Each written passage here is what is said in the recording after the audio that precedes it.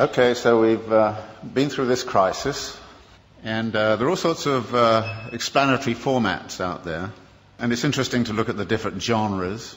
One genre is that it's all about human frailty. I mean, Alan Greenspan took refuge in the fact it's human nature, he said, and you can't do anything about that. But there's a whole world of explanations that kind of say it's the predatory instincts, it's the instincts for mastery, it's the delusions of investors and the greed and all the rest of it. So there's a whole range of discussion of that. And of course, the more we learn about the daily practices on Wall Street, we kind of figure there's a great deal of truth in all of that.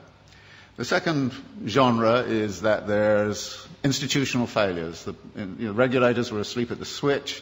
The shadow banking system innovated outside of their purview, etc., etc., etc., and therefore the institutions have to be reconfigured, and it has to be a global effort by the G20, something of that kind.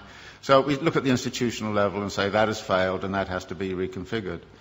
The third genre is to say everybody was obsessed with a false theory. They read too much Hayek and believed in the efficiency of markets, and it's time we actually got back to something like Keynes, or we took seriously Hyman Minsky's theory about the inherent instability of financial activities. The next genre is that it has cultural origins. Now, we don't hear that much in the United States, but if you were in Germany and France, many people there would kind of say this is an Anglo-Saxon disease. And it's nothing to do with us. I happened to be in Brazil when it was going on, and Lula was kind of saying, well, first off he was saying, oh, thank God the United States is being disciplined by the equivalent of the IMF. We've been through it 8 times in the last 25 years, and now it's their turn. Fantastic, said Lula, and all the Latin Americans I knew, until it hit them, which it does.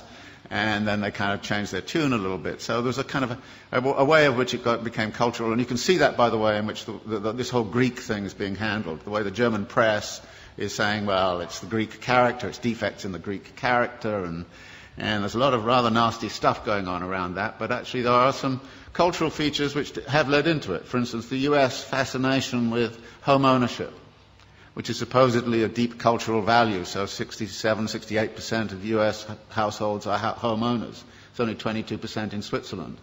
Of course, it's a cultural value in the United States. It's been supported by the mortgage interest tax deduction, which is a huge subsidy. It's been promoted since the 1930s. Very explicitly in the 1930s, it was built up because the theory was that debt-encumbered homeowners don't go on strike. And then there's a kind of notion that there's a failure of policy, and that policy has actually intervened. And there's a funny kind of alliance emerging between the Glenn Beck wing of Fox News and the World Bank, both of whom say the problem is too much regulation of the wrong sort. So there are all of these ways, and all of them have a certain truth. And skilled writers will take one or other of those perspectives and build a story and actually write a very plausible kind of story about this. And I thought to myself, well, what kind of plausible story can I write which is none of the above? Which is one of the things I always think to myself. And it's not hard to do, particularly if you're coming from a Marxist perspective, because, there aren't many people who try to do this analysis from a Marxist perspective. And I was really clued into this by this thing that happened at the London School of Economics about a year and a half ago, when Her Majesty the Queen asked the economists, how come you guys didn't see this thing coming? I mean, she didn't say it exactly that way, but, it's just the sentiment.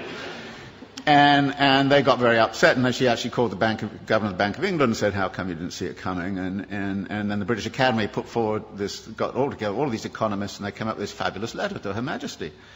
And it was it was absolutely astonishing. It said, well, many dedicated people, intelligent, smart, spent their lives working on aspects of this thing very, very seriously, but the one thing we missed was systemic risk.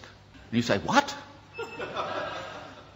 And then it went on to talk about a politics of denial and all the rest of it. So I thought, well, systemic risk, I can translate it into the Marxian thing. You're talking about the internal contradictions of capital accumulation.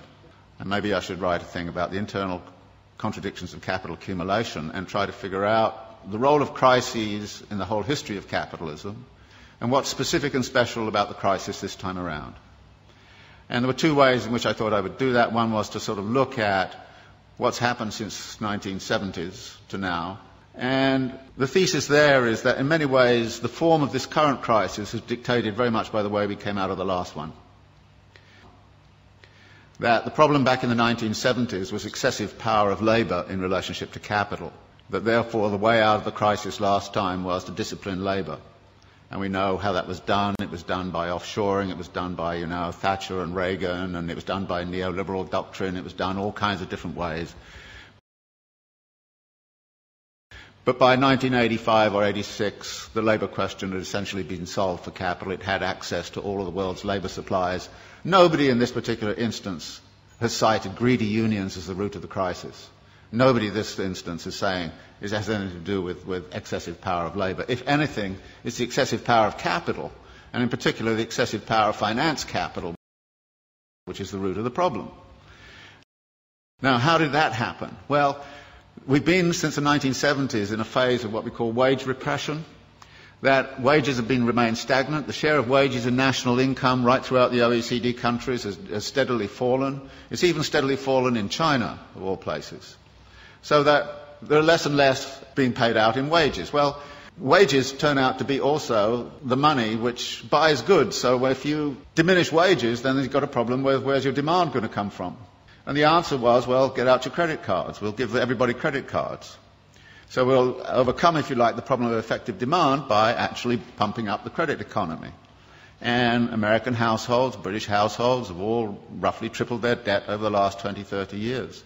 And a vast amount of that debt, of course, has been within the housing market.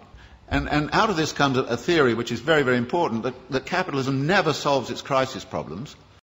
It moves them around geographically. And what we're seeing right now is a geographical movement of that. Everybody says, well, okay, everything's beginning to recover in the United States, and then Greece goes bang, and everybody goes, what about the pigs, And it's interesting. You had a finance crisis, which is in the financial system. You've sort of half solved that, but at the expense of a sovereign debt crisis.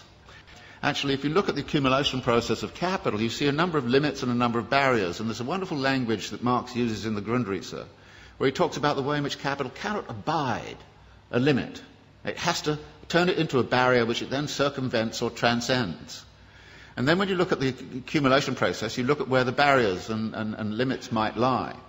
And the simple way to look at it is to say, look, the typical circulation process of accumulation goes like this. You start with some money, you go into the market and you buy labour, power and means of production, and you put them to work with a given technology and organisational form.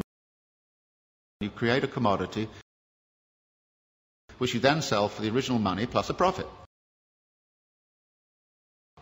Now, you then take part of the profit and you recapitalise it into an expansion for very interesting reasons.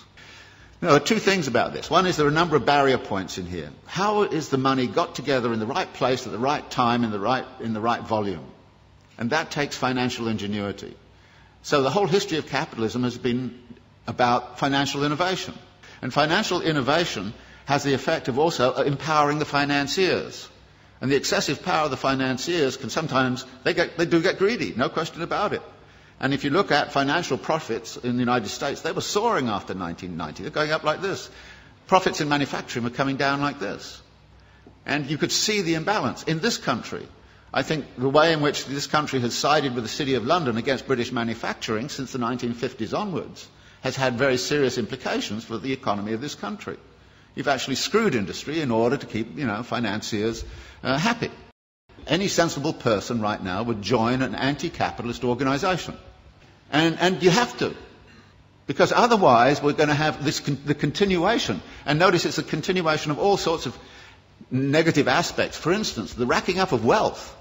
You would have thought the crisis would have stopped that. Actually, more billionaires emerged in India last year than ever. They doubled last year. The wealth of the rich, I just read something this morning, in this country has accelerated. Just last year, what happened was the leading hedge fund owners got personal remunerations of $3 billion each in 1 year. Now, I thought it was obscene and insane a few years ago when they got 250 million. But they're now hauling in 3 billion. Now, that's not a world I want to live in, and if you want to live in it, be my guest. I don't see us debating and discussing this. I don't have the solutions. I think I know what the nature of the problem is.